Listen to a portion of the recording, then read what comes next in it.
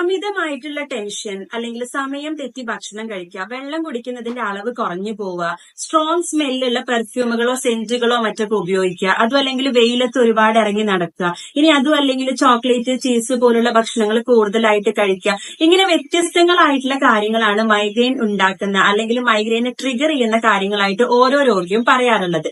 അതുകൊണ്ട് തന്നെ ഒരു വേദനാ സംഹാരിയോ മറ്റോ കഴിച്ചു കഴിഞ്ഞാൽ താൽക്കാലികമായ ഒരു ആശ്വാസം മാത്രമേ നമുക്ക് ലഭിക്കാറുള്ളൂ. ഇത് വീണ്ടും വരാനുള്ള സാധ്യതയുണ്ട്. അവിടെയാണ് ഹോമിയോപ്പതി നിങ്ങളെ ഹെൽപ്പ് ചെയ്യുന്നത്.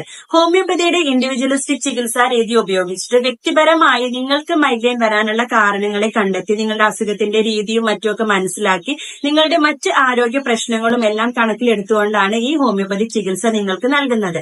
ഇത് കൃത്യമായ ഒരു കാലയളവിൽ ഫോളോ ചെയ്യുകയാണെങ്കിൽ നിങ്ങൾക്ക് എന്തായാലും നിങ്ങളുടെ മൈഗ്രെയിനിനെ കൺട്രോൾ ചെയ്ത് കൊണ്ടുപോകാനായിട്ട് സാധിക്കും. ഓൺലൈൻ ട്രീറ്റ്മെന്റിനും മറ്റ് എൻക്വയറീസിനും വേണ്ടി താഴെ കാണുന്ന നമ്പറിൽ കോൺടാക്ട് ചെയ്യാം.